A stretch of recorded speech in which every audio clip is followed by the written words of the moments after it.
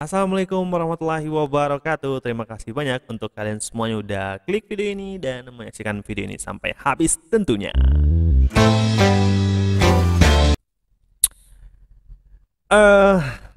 Oh ya, seperti biasa ya, saya akan memberikan sebuah cerita ataupun kisah atau bahkan sesuatu hal yang bisa menambah pengetahuan kalian semuanya, terutama untuk pengetahuan saya sendiri ya, seperti itu. Dan saya juga sangat senang sekali apabila kalian semuanya menyaksikan video ini sampai habis serta membagikan video ini kepada teman-teman kalian semuanya gitu. Dan di hari ini, di hari yang begitu indah ini, ya di hari yang begitu cerah ini, saya akan sampaikan untuk kalian semuanya mengenai kisah tragis di balik foto bahagia. Wah, berarti kebahagiaannya dalam sebuah foto itu tidak mengartikan kebahagiaan di kehidupan sebenarnya ya, seperti itu. Kisah tragis di balik foto bahagia ini yang pertama yang saya sampaikan itu adalah Columbine High School Photo of 99 sebelum insiden penembakan brutal. Ini fotonya. Seperti ini fotonya. Gitu. Jadi kenaikan kelas ataupun momen kenaikan kelas itu biasanya diabadikan di sebuah foto. Di foto ini ya, itu ada, kalau kita lihat sekilas tidak menampilkan hal-hal yang aneh ya, tidak menampilkan hal-hal yang aneh dan seperti biasa ya. Tapi coba perhatikan, coba anda perhatikan di bagian pojok ya, bagian pojok kanan itu ada dua pemuda yang sedang berpose seperti menodongkan pistol seperti ini. Can you see that? Nah, dan siapa sangka ternyata pemuda ini yang bernama Eric Harris dan Dylan Clay. Ini namanya saya lupa ya, susah nih. Eric Harris dan Dylan Klebold. Dia menjadi tersangka. Kenapa? Karena dia yang melakukan penembakan brutal di sekolahnya. Seperti itu.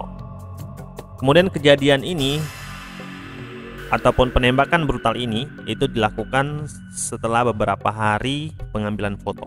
Ngeri ya. Untuk korban sendiri ya, pada penembakan brutal ini sebanyak 5 orang siswa tewas dan 15 orang lainnya luka-luka. Nah, teror ini bukan hanya penembakan brutal saja ya, tapi ia juga melempar bom kepada guru dan siswa yang ada di situ, teman-teman sekolahnya lah ya. Hal ini dilakukan berdasarkan karena ia balas dendam. Balas dendam kenapa? Sewaktu di sekolah ia sering dibully katanya, seperti itu. Wow, jadi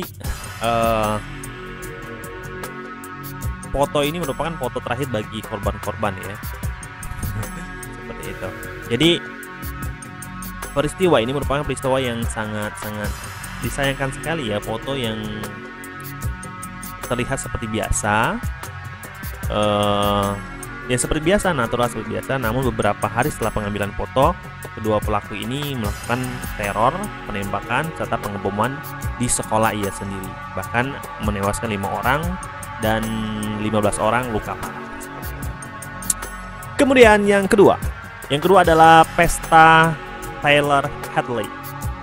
Pesta Tyler Hadley seperti ini. Seorang remaja mengadakan pesta, kemudian mereka berfoto-foto ya seperti pesta biasanya. Semuanya bergembira di hari itu. Dan beberapa teman dari Tyler Hadley ini merasa curiga dengan adanya pesta ini ya, karena ia mengetahui bahwasanya orang tua dari Tyler Hadley ini itu merupakan orang tua yang sangat galak sekali. Jadi ya aneh aja. Orang tua yang galak kemudian mengizinkan anaknya untuk membuat pesta di rumahnya ya. Nah, tentunya teman-teman yang diundang ya sangat bahagia ya karena adanya pesta seperti itu, dan mereka pun datang. Karena Tyler ini tidak mempunyai banyak teman, jadi yang datang waktu itu cuma kisaran 60 orang. Dan dan undangan ini pun tersebar di Facebook. Oh ya, kemudian diakui oleh Tyler Hadley bahwasanya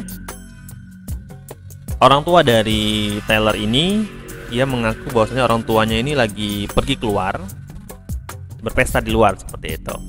Jelang tengah malam ataupun dini hari, Tyler mengakui beberapa hal kepada temannya, kepada sahabatnya. Ia mengakui bahwasanya orang tuanya telah ia bunuh. Tapi ya namanya anak-anak ramanya nggak begitu percaya ya. Ini mungkin kamu bercanda deh, nggak mungkin kamu bunuh orang tua kamu gitu kan. Nah, kemudian Tyler pun menunjukkan jasad dari orang tuanya yang ada di kamar mandi. Wow. Kemudian Tyler pun dilaporkan ke polisi. Akhirnya ia dipenjara seperti lainnya orang dewasa. Ngeri ya. Jadi pesta ini pesta seorang anak yang mungkin merasa bahagia karena telah membunuh orang tuanya. Dikarenakan orang tuanya dikenal sebagai orang tua yang sangat jahat sekali, pemarah gitu ya, pemarah. Ya, itulah tadi yang kedua ya, atau bahagia di balik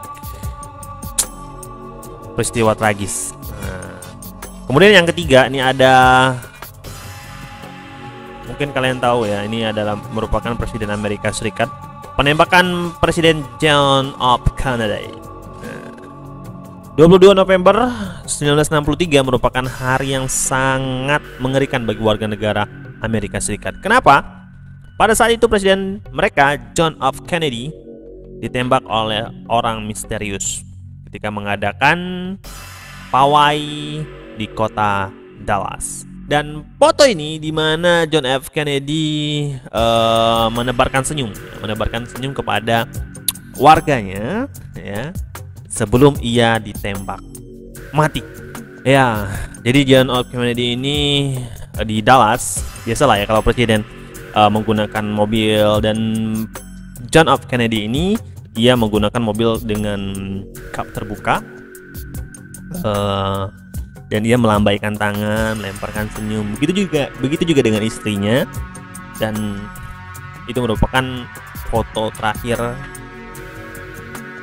dari John F. Kennedy ya. Di saat dia melambaikan tangan, melemparkan senyum kepada warga-warga di sekitar, ada sniper ya yang menembak kepala John F. Kennedy yang menembus otaknya seperti itu. Dan seketika John F. Kennedy pun tidak sadarkan diri, istrinya sangat panik. Kemudian dikabarkan ia meninggal dunia. Mengerikan sekali.